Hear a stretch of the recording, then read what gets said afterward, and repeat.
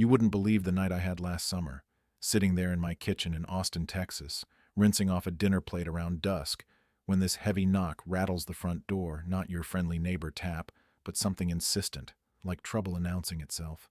I dry my hands, head over, and swing it open to find two guys standing there in tactical vests emblazoned with HOA Enforcement Division, clipboards in hand, radios clipped to their belts, looking every bit like they meant business, except something felt off right away, that gut twist you get when a smile doesn't reach the eyes.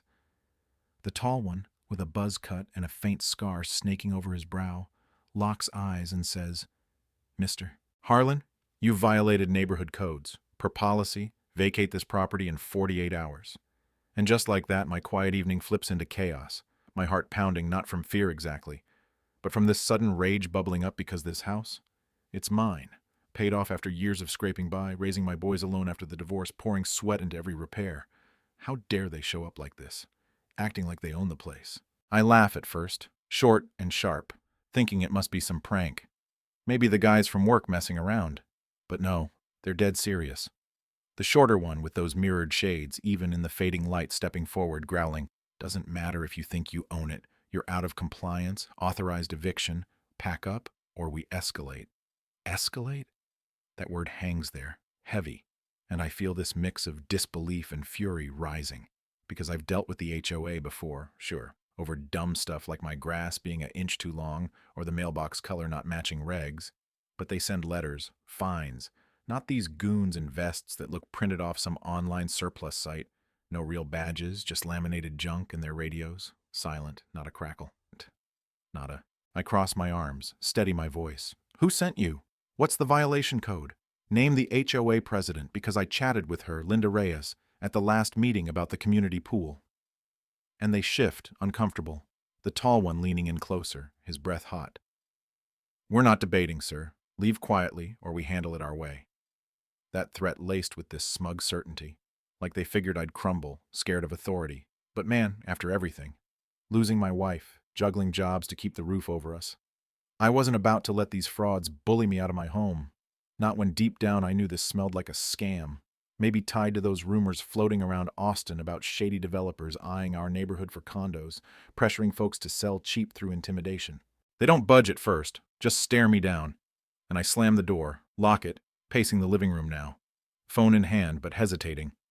Calling the cops might take forever. And these guys? They're still out there in their black SUV, watching, waiting for me to panic. But something in me snaps. I step back onto the porch, yelling loud enough for the street to hear, "Hey, you clowns! Who exactly authorized this?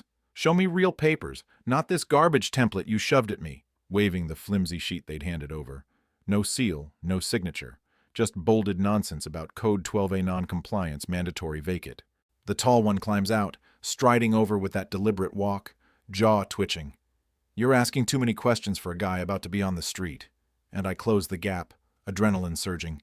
"You picked the wrong house, buddy. I've fought real battles in life, not this fake tough guy act."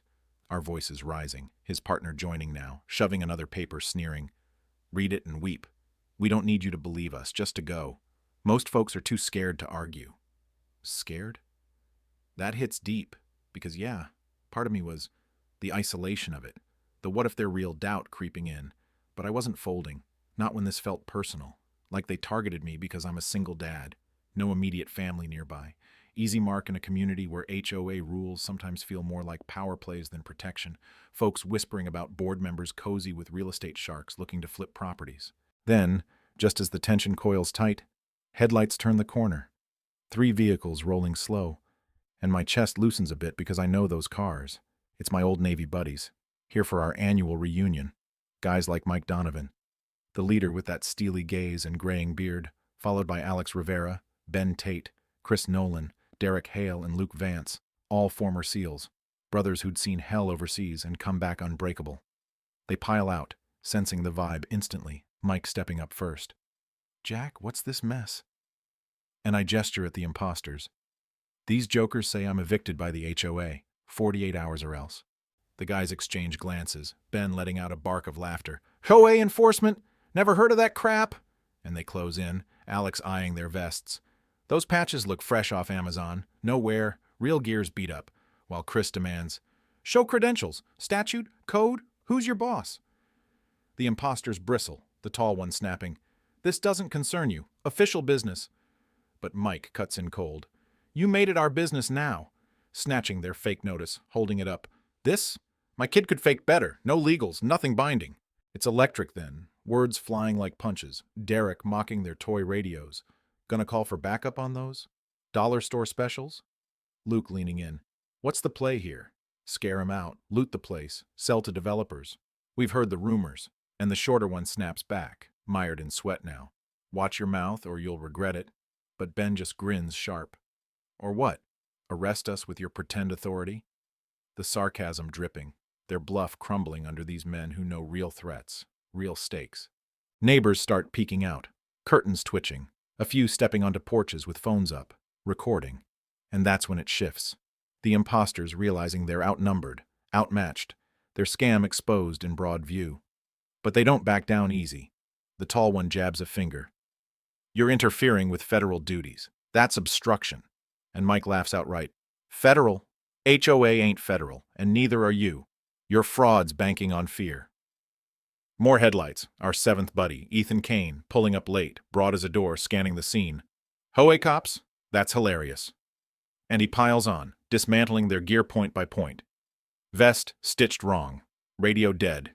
"You're amateurs." The crowd grows, murmurs rising, kids watching wide-eyed, and I step forward, voice steady now. "You thought I'd panic alone, but look around. This neighborhood won't let you bully anyone." The shorter one twitching, hand near his vest like reaching for something, but Luke booms, "Don't even think it," freezing him cold. They mutter threats. "This isn't over, we'll be back." But Mike offers the ultimatum. "Leave now or we call real cops." And as they slink toward the SUV, pride bruised, the air crackles with this hodgepodge of relief and triumph, neighbors cheering softly, phones capturing their retreat. But here's where it gets cinematic. Sirens wail in the distance, growing louder, blue lights flashing as two patrol cars screech in, boxing the SUV at the corner. Officers jump out, hands up, engine off, and the imposters deflate, raising palms slow, the tall one muttering, "Misunderstanding, we're HOA reps."